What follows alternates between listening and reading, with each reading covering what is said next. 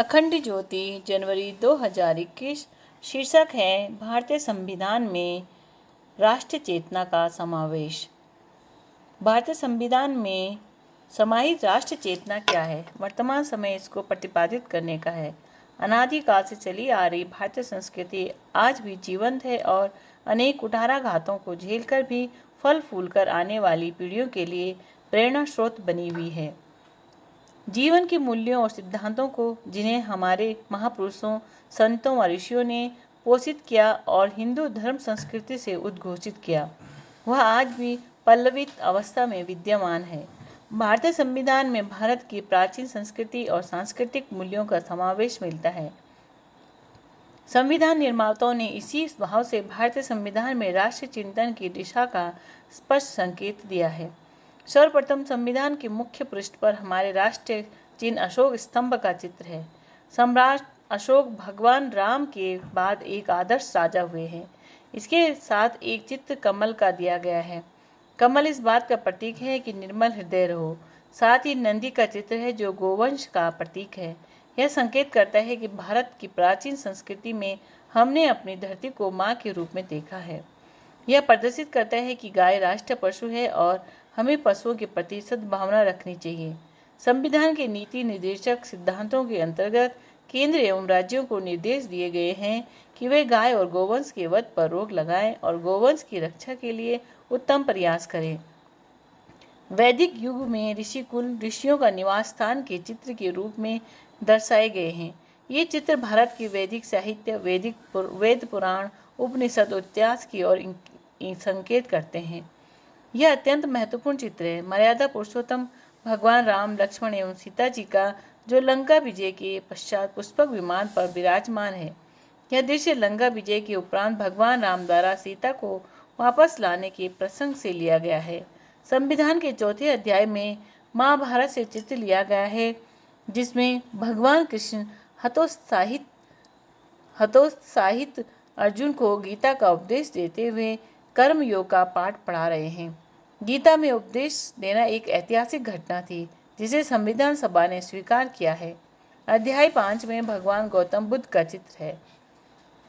भगवान महावीर भारत के मान्य महापुरुष थे और उनके द्वारा प्रवर्तित मत भारतीय संस्कृति एवं जीवन मूल्यों के विकसित रूप थे और भारतीय संस्कृति के अंग के रूप में उन्हें संविधान सभा द्वारा स्वीकार किया गया है। उनकी जड़ें भारत की भूमि में गहरी है। सम्राट अशोक द्वारा किए गए बौद्ध धर्म के प्रचार एवं प्रसार का दृश्य भी इसमें है। स्वर्ण मुद्रिका को हाथ में लिए हुए सीता की खोज में उड़ते हुए अंजनी पुत्र हनुमान का चित्र भी इसमें है, जो भारत के हर नागरिक को यह संदेश देता है कि वह राष्ट्र हित को राम हित समझकर अपने कर्तव्य में निरत रहे। उपरोक्त चित्र इस बात का सबूत है कि भारत की संविधान सभा ने भगवान राम, भगवान हनुमान, भगवान कृष्ण, भगवान शिव, भगवान बुद्ध एवं भगवान महावीर स्वामी को भारत के ऐतिहासिक एवं राष्ट्रीय महापुरुषों के रूप में स्वीकार किया है। अतः भारतवर्ष के उपरोक्त राष्ट्रीय महापुरुषों के विरुद्ध कुछ कहना राष्ट्रद्रोह है। महाराजा विक्रमादित्य का चित्र भी इसमें है। उनके नाम से भला कौन परिचित नहीं है। भारत में विक्रम संवत उन्हीं के नाम से चलता है। विक्रमादित्य ने भारत की संस्कृति एवं इतिहास में अपना महत्वपूर्ण योगदान दिया था। उन्होंने विदेशी आक्रमणकारियों को भारत से बाहर खदेड़कर इतना महत्वपूर्ण स्थान प्राप्त किया कि उनके नाम से विक्रम संवत्सर प्रारंभ हुआ और अपने मौलिक संविधान में उनको एक विशेष स्थान दिया गया। वह उनके दरबार का चित्र दिया गया, जिस पर भारत के मनीषियों के हस्ताक्षर है।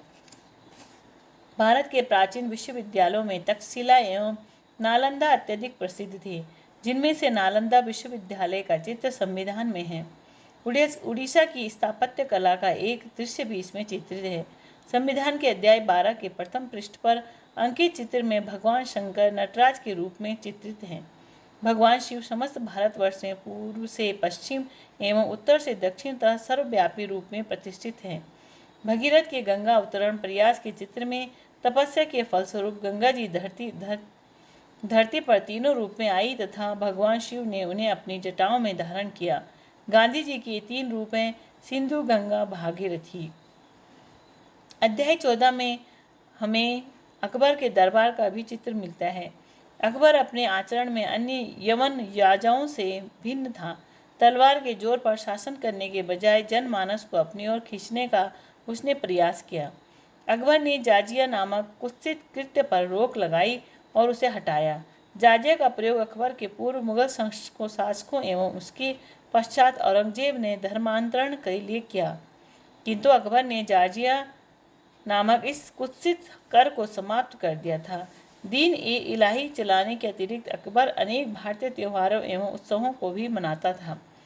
छत्रपति शिवाजी महाराज एवं सिख पंथ के 10वें गुरु एवं खालसा पंथ के संस्थापक गुरु गोविंद सिंह जी का भी इसमें वर्णन मिलता है। दोनों महापुरुष भारत के मध्यकालीन इतिहास की अति महान विभूतियां थे। शिवाजी ने हिंदू स्वराज की घोषणा की थी और गुरु गोविंद सिंह ने खालसा पंथ की स्थापना कर पंच ककार, केश, कक्ष, कड़ा, कंगा, कृपाण के माध्यम से भारतीय संस्कृति की रक्षा की थी। इन दोनों महापुरुषों का समय औरंगजेब के शासनकाल में था। भारतीय संविधान में 2 चित्र टीपू सुल्तान और भारत की नारी शक्ति का प्रतीक वीरांगना महारानी लक्ष्मीबाई के भी हैं और ये दोनों शक्तियां ब्रिटिश हुकूमत के खिलाफ खड़ी हुई थी। अध्याय 17 में राष्ट्रपिता महात्मा गांधी का चित्र है जो दांडी यात्रा का है और अध्याय 18 पर महात्मा गांधी का नोआखाली दंगाग्रस्त क्षेत्रों में शांति स्थापना के लिए भ्रमण करते हुए चित्र है। भारत की स्वतंत्रता एवं क्रांतिकारी आंदोलन से संबंधित अग्रणी स्वतंत्रता सेनानी नेताजी सुभाष चंद्र बोस व अन्य के चित्र भी हैं, जिनमें तिरंगे झंडे को नमन करते हुए नेताजी को दिखाया गया है। सभी चित्र संविधान निर्माताओं के राष्ट्रभक्ति और उदार चरित्र का प्रदर्शन करते हैं, जिसमें स्वतंत्रता संग्राम की 2 धाराओं के प्रति सम्मान का भाव प्रदर्शित होता है तथा देश के लिए दिए गए बलिदानों का चित्र होता है। भारत के सुदूर उत्तरी भूस्थल पर हिमालय के उत्तुंग शिखर है, जहाँ हमारे अगणित तीर्थ कैलाश, मानसरोवर है, अमरनाथ आदि स्थित है। हिमालय का चित्र इस भूस्थल की उत्तरी सीमा को भी प्रदर्शित करता है, जो हिंदू कुश पर्वत से लेकर अरुणाचल की पूर्वी सीमा तक फैला हुआ है। भारत के मूल संविधान में अंकित चित्र राष्ट्रीय तत्व ज्ञान से प्रेरित है। इस तरह संविधान में अंकित वे चित्र आज भी राष्ट्र चेतना का जागरण कर रहे हैं। राधे